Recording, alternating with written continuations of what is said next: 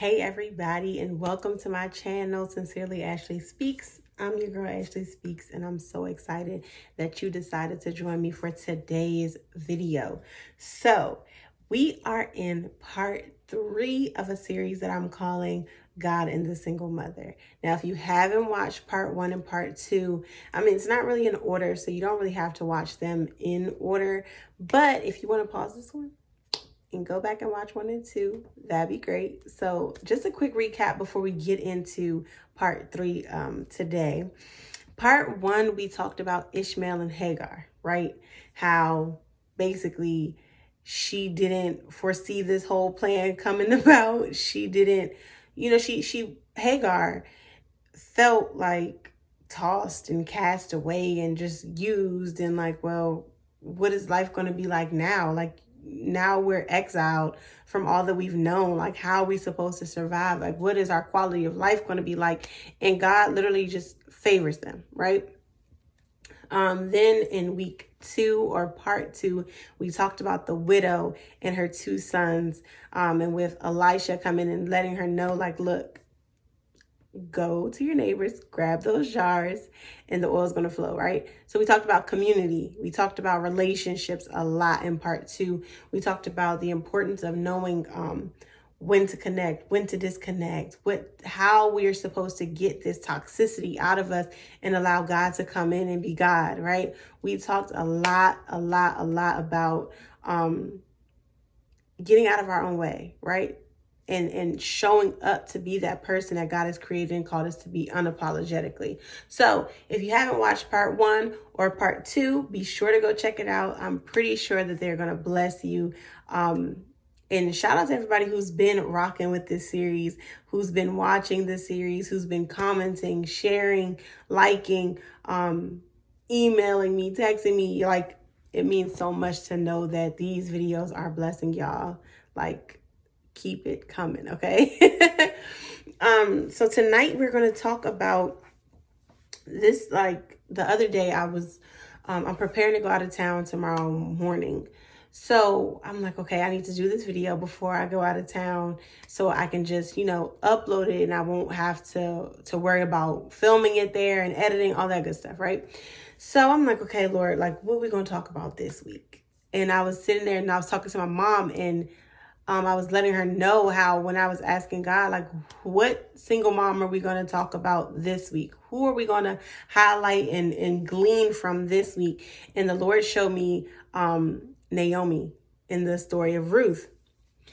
And I'm pretty sure y'all didn't expect me to go here and to talk about Naomi, right? Like, when we hear about the story of Ruth, we always hear about Ruth and Boaz and being in the right field and all this other stuff, right? Having to work until the land. Yeah, we hear about that. We don't really hear about too much about Naomi's sacrifice, Naomi's obedience, which really led to Ruth's obedience, right? So today we're going to talk about our girl Naomi. All right, so stick with me and let's get into it.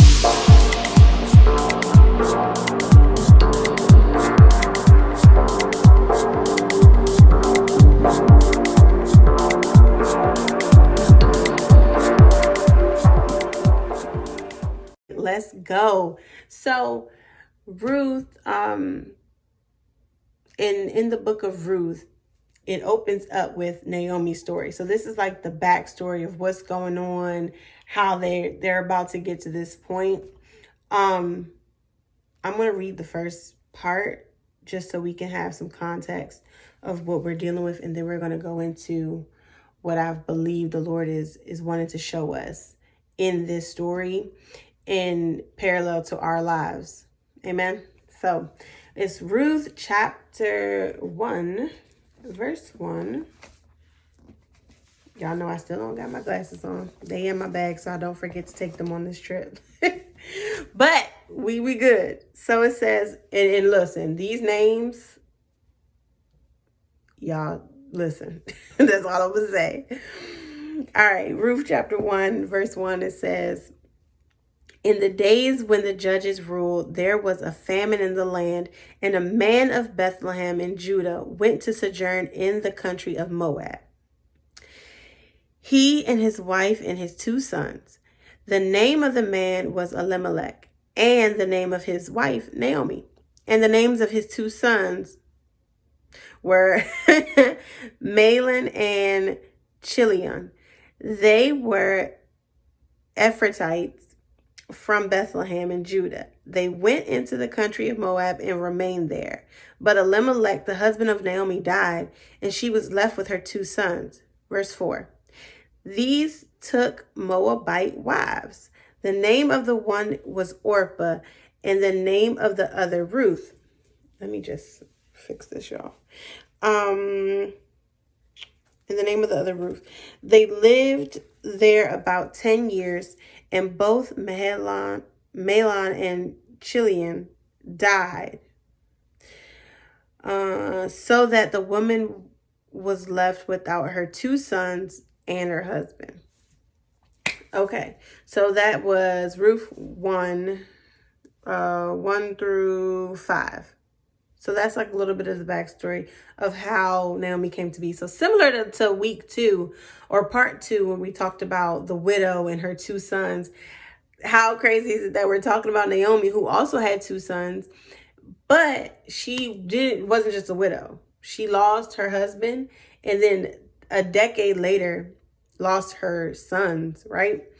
And here's where the Lord was speaking to me about this.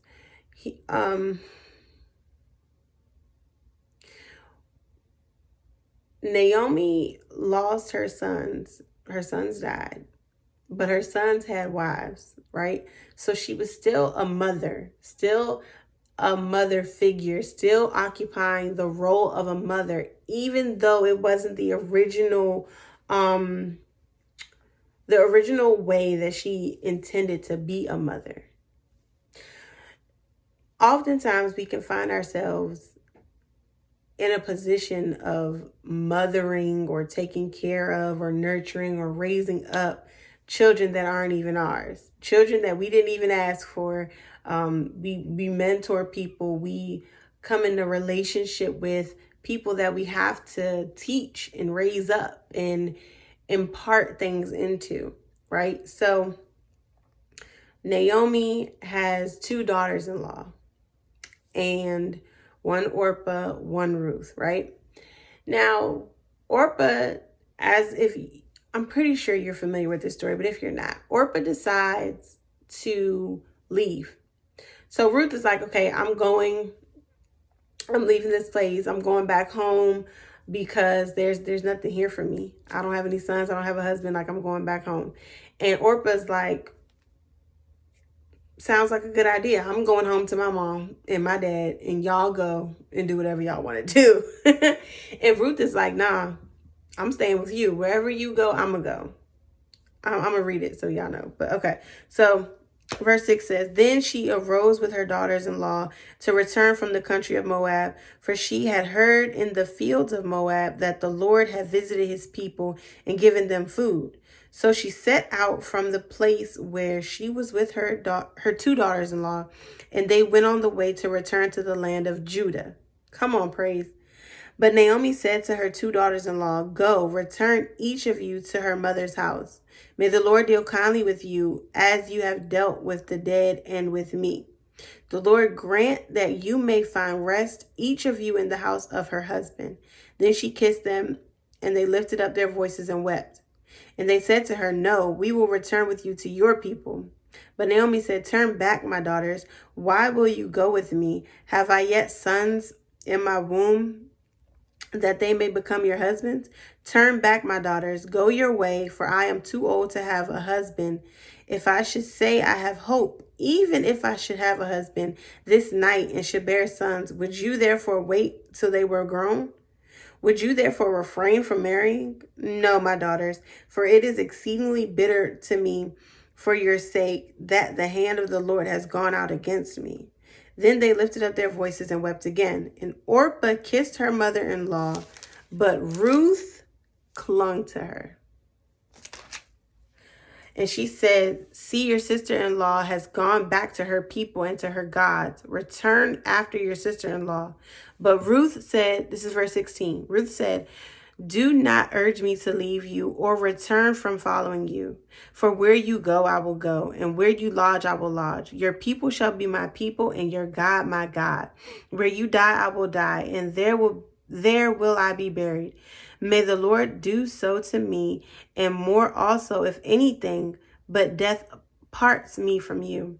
And when Naomi saw that she was determined to go with her, she said no more. You see, resistance shuts up at determination. Like when you're determined to do something, resistance really just bows down. Like, you know what? You got it. Not even going to go back and forth with you. Fine. But the beautiful thing about Naomi and Ruth's dynamic is that Ruth didn't look at Naomi and think about herself. You know, she didn't say, or like Orpah didn't say, you know what, I'm going to go back home because you have nothing to offer me. Ruth said, you know what, I'm going to stick with you. It clearly said that she, where was it?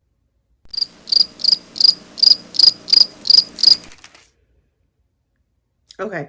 Orpah kissed her mother-in-law, but Ruth clung to her. That was in verse 14. Orpah, her mother-in-law, but Ruth clung to her. So Orpah kissed her goodbye, like, we're parting ways. Good day. I'm done. And Ruth clung to her. You know, in the word, it also tells us that God is a mother to the motherless and a father to the fatherless. So we cling to God and what we need him to be in every moment that we need him. Now, Naomi, she felt like she had nothing left to live for, really. Nothing left to do, nothing left to accomplish, nothing left to strive for. She felt like, you know, her identity, her value was wrapped in her title of being a wife and a mother. Her identity and her value was wrapped in her title of being a wife and a mother. She didn't see anything past that, right? Now, when her husband died, she still was a mother, right? She still was there with her sons and her son's daughter, with her sons and their wives. And it's really amazing how this unfortunate situation is still purposeful. And that's what I want to encourage each and every person watching this right now. Every unfortunate situation, every storm, every trial, every test literally is working together for your good, right? If I'm going, look, I love to cook, I love to bake.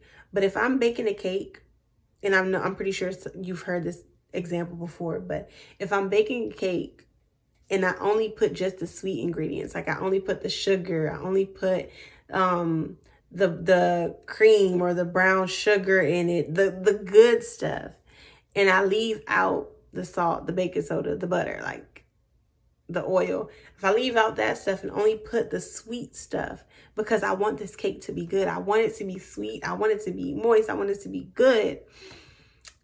So I neglect the bitter ingredients. I neglect the ingredients that I don't think will enhance the flavor of this cake. Well, my cake isn't going to come out as good and as sweet and as moist and as edible as I would want it to be. Why?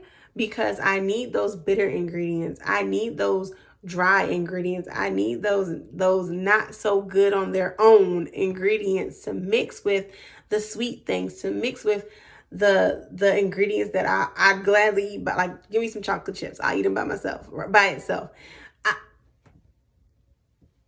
We need those things to mix together to make something great.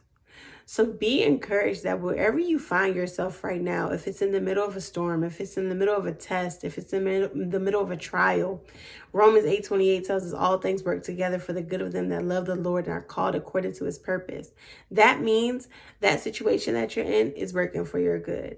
That means that storm is working for your good. That means whatever you're facing is going to work for your good. But your perspective has to be, what can I learn from this? What can I get out of this? You see, Ruth said, I'm going to cling to Naomi. I'm going to stick with you, right? Not only did she stick with her, she listened to her. She learned from her. She followed the instructions. If you continue reading, Ruth did exactly what Naomi instructed her to do. She's in this foreign land. She doesn't know anybody. So she's like, okay, well, we got to eat. We got to figure something out. You know what? You stay here. I'm going to go glean in the fields. Naomi tells her exactly where to go, what to do, everything she needs to know. And this lets us know that preparation, mothering, right? Mentorship, coach is so important, that we steward those that God has entrusted in our lives. We steward them well. We teach them well. We train up our children well. We help them to understand right from wrong, or what to do in certain situations. We prepare them for what they are potentially going to face when we are not around them, or when we are around them. We can't be with our kids all the time, but be encouraged that whatever the situation may be, it's working for your good. And this, as we read on, like, of course, we know that King David and Jesus came from this lineage of Ruth and Boaz. So obedience is literally everything. You never know who or what is attached to your obedience. You never know what weight is on your yes, and what impact your yes is going to have in other people's lives, right? So Ruth and Naomi's dynamic, and this is what the Lord was showing me earlier too. He was showing me that some people are so focused on having a child naturally that they reject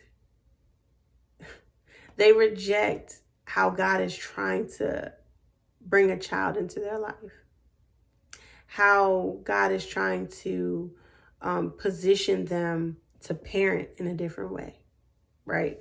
Now, as women, we're kind of bred and built up and taught. You get married, you become a mom, you have a lot of babies, all this stuff. And so it's a natural desire to want to feel that, to want to feel a child growing in your womb, and all the stages and changes that your body goes through.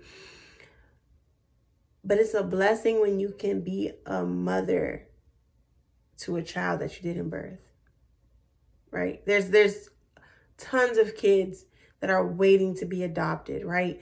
Tons of kids that can use a good foster home.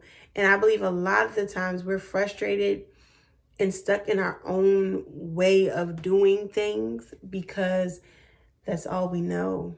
That's all we're taught. So now we make this desire into an idol, and we're in the way of a plan that God really has. Jeremiah 29:11 says that God's plans are good, right? His plans toward us are good, but they may be good. Not they may be, they are good. But in our thinking, we think it takes too long. I don't understand. My way is better, right? I know what I want, God. I know how my life is supposed to look. And God is just like, will you trust me? You keep asking me to make you a mother, and I keep sending these neighborhood kids to you. I keep sending you to children's ministry. I keep putting on your browser that adoption site. Like, I keep showing you that there's other ways that I want you to impact these kids' lives, right? They can't be so hemmed up on your way of things happening. Naomi thought she was done. She thought, look, I don't have a husband, I don't have my kids, I'm done. Like, it's just gonna be me. And she started to reject Ruth, right? Go back, leave me alone, go to your mom. I don't have a husband. I'm not giving birth to no sons. Even if I did give birth to a son, you gonna wait all this time for him to grow up and mature and to become a man to marry you? Like, no, you're not doing that. Like, I have nothing to give you. Leave me alone. She was trying to push her away. And Ruth clung to her. She chose to cling to Naomi because she was loyal. And so be encouraged. Continue to walk by faith and not by sight. Continue to understand that it's working together for your good, whatever the situation may be, whatever phase or stage you're at in this process or this journey of life. Just be encouraged that it's all coming together and it's all going to make sense.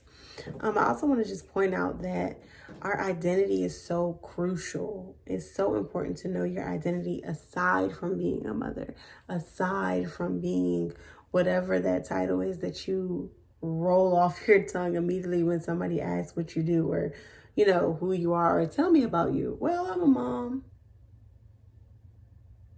Okay, that's great. Well, what else?